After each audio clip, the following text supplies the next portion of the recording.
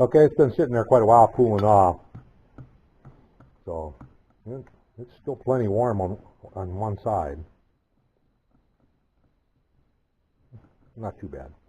Let's just see how badly it runs out now. But I just silver soldered. I might want to face that off too. I got a little bit of silver solder poking out yet. I still got 3/8 collet in there, so I'm going to put you on top of the lathe here and look down. Oh, that's still plenty warm. Hopefully it runs true yet. Here we go.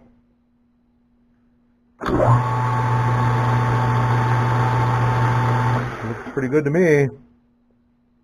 Didn't change it at all. I think I'm going to get a tool and come in here and just face off the center of it. I'm not going to face off the whole thing, just the center. Just the center area where that silver solder's at. If I can reach in there without...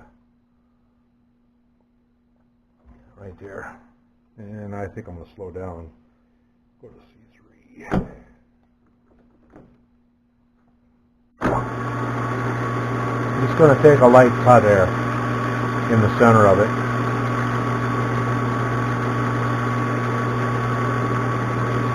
A little more silver solder than I needed in the middle. Like that.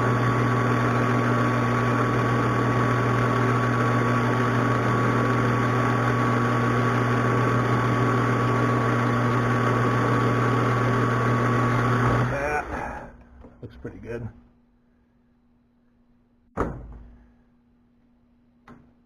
That looks pretty good.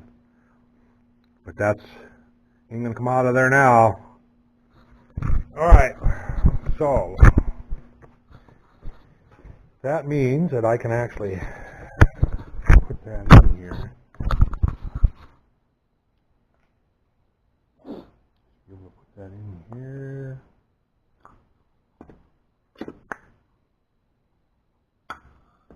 Be able to slide the gear on. Where's it? Oh, it's laying on the lathe.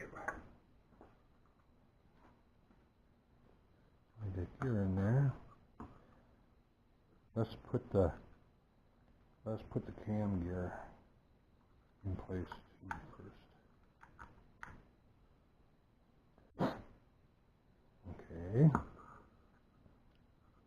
And we'll slide that in.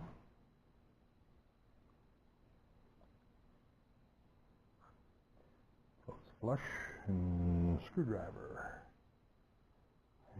I'll be back when I find that, and then I'll have to work on the other side. Probably do the same thing as what I did here. I was going to put a nice press on it, but I might just go ahead and do the same thing, silver soldered in place. It came out nice and true. I can't complain about that. It's running straight as it was before, so it didn't really change anything.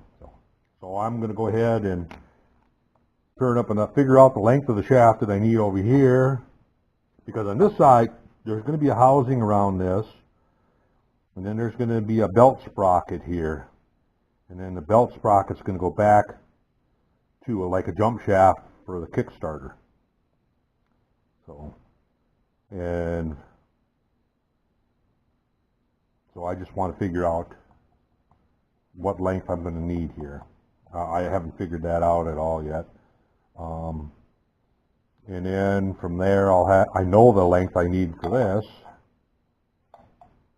and I'll have to do with the slitting saw again. I'm going to see if I can't find a woodruff cutter, a thin woodruff cutter, and go in there. I don't think I've got any though, but I'm going to look. The slitting saw, kind of spooky, so especially on this material. Wouldn't be so bad if I was on brass or aluminum, something soft, but this this shaft here is steel, and it's not. I think it's. I'm not sure what steel it is, I guess, but it's some tough stuff.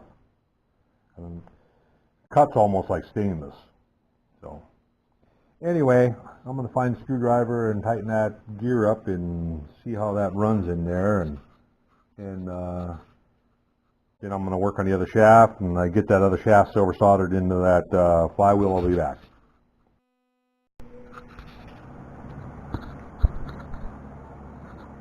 Alright, I put a taper lock in on the rod journal, and I silver soldered it into place on this side. Silver soldered the crank in. Silver soldered the crank in over here, and then this has a tapered lock so I can take the two halves apart. And I dialed it in. I got it within 3/1000 about. So I'm gonna, if I really can't get it any closer than that, because it's not really off from side to side, it's off as though the journal sunk a little bit one way or the other. The only way that I'd be able to straighten that out now is to take it apart, take the journal out of there and put an oversized pin in there and try it again. But I'm going to try it with the 3 thou. I think it'll be okay. So anyway, I'm going to go over the surface plate here, and I'm going to put it together. I'll take the pistons off and put it together. I do have to balance it yet, but I just want to put the halves together just to see if, you know, with that 3 thou, how it's going to feel. So I'll be back when I get it put together.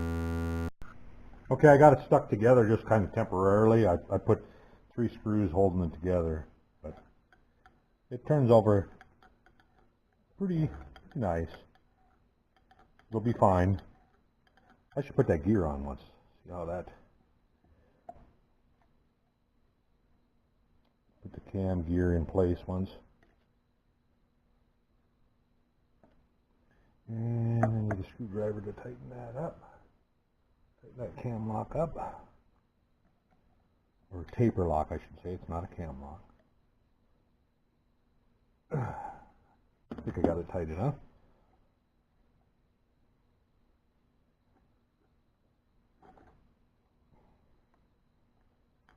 And she puts a little bit of drag on it now.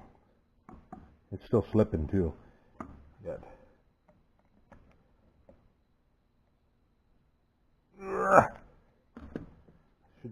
I should swap that out for an Allen bolt. That's what I should do. Let me get a cordless drill here and attach to the back side here. See what we get. Tighten that up. I don't want to drop it on the floor, darn it.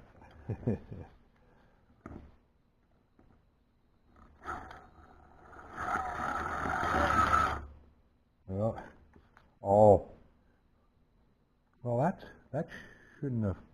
That should have been fine. Like it locked up on the cam. Now, why would that be? There's nothing. It should be just fine.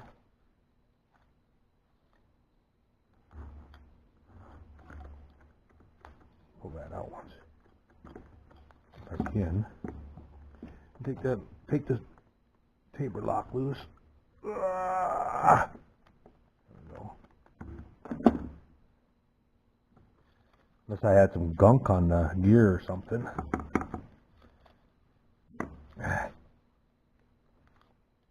Should be able to pull that out of there.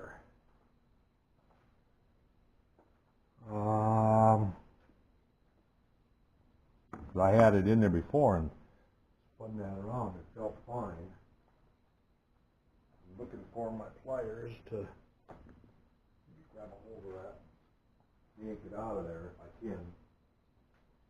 I don't want to mar it up.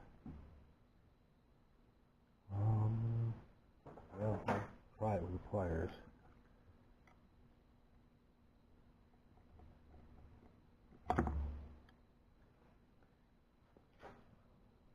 It should be just fine.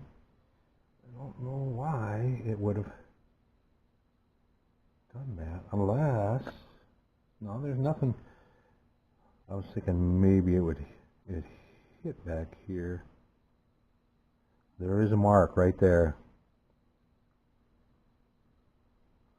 I'm wondering if I'm going to have to face off a little bit of that. Because I noticed, it stuck up a little bit on the back side. I'm going to go and chuck this in the lathe and face off 10 thousandths off of that. And then I'll be back, and then when I get it back together. Okay, I faced about 40 thou off the end of this. Because I noticed that I had that just a little too long. I'll have to check in my model to see if I actually hit the number or if I messed up and went beyond. I think I'm going to put a little oil on that. Put a dab of oil on that before I put it in. It's got an oil light bushing in the inside. There. Now let's see if I can get that gear back out of there. Sank down.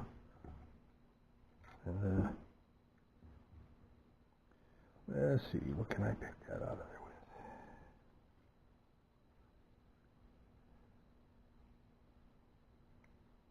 Come on out of there.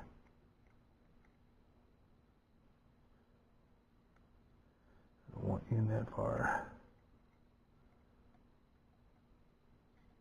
I can see right now I should have put a shoulder on this gear. I should have put a back shoulder on it to put it up again so it can't. Yeah, well, it shouldn't move around once it's together. And put this back in there. Okay, it spins nicely. Put this back on. And tighten that up.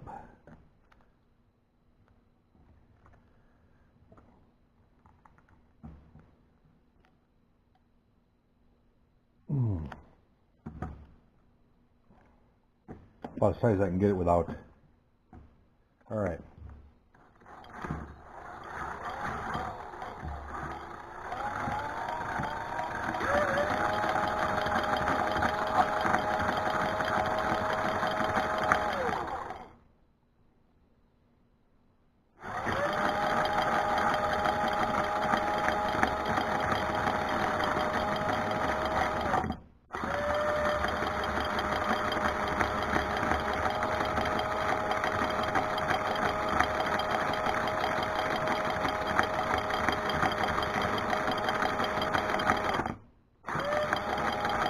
Seems to be just fine.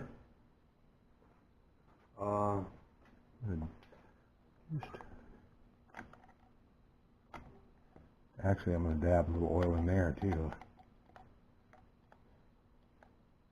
I may put some seals around the crank and actually put oil into that crankcase. The plan was to run it dry, but I may put an oil reservoir in there.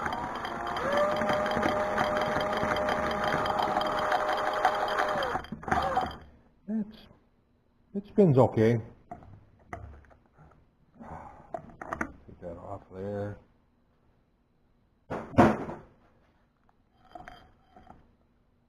So I'm going to continue on. What I'm going to do is I need to take it all apart now and then balance it.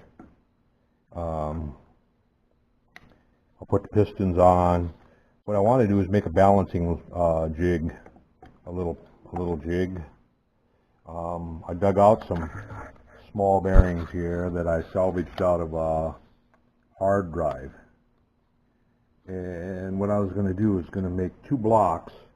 I'm going to try to make a balancing jig, and what it'll be, it'd be a block like that. And then these bearings, they're on a stud, a threaded stud. And what I do is I put a real small, or a threaded hole right there, and a threaded hole right there, and cut a groove through that.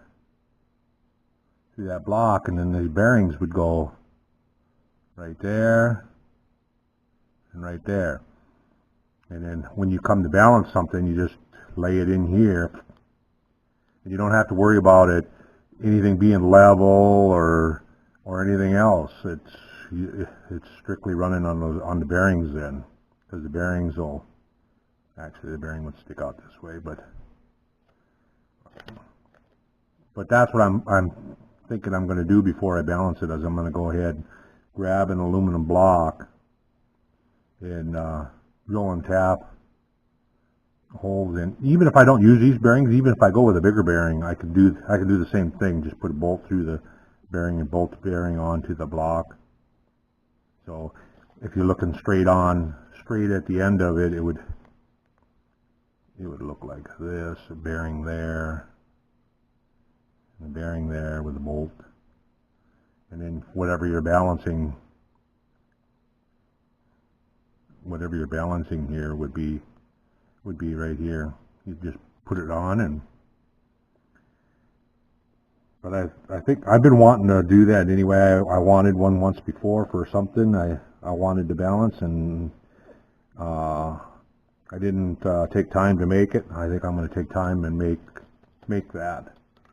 So anyway, I'm going to go ahead. I think I'm going to go ahead and do that, and then once I get that bearing fixture made and get this all taken back apart and pistons on it and ready to balance, I'll show you how this works, because I think I'm going to have to drill about a 3/8 hole or bigger opposite of the rod. So we'll find out. I could take in my CAD, it'll give me the center of gravity, and I could adjust it around. I could check to see where the center of gravity is right now, and then put a 3/8 hole in and see if the center of gravity moves to the center, or how close, or because I used that feature when I was doing lathe fixtures in order to get them really close to being balanced. I let the CAD system do it for me, so rather than calculating the leverage and the weight and everything else.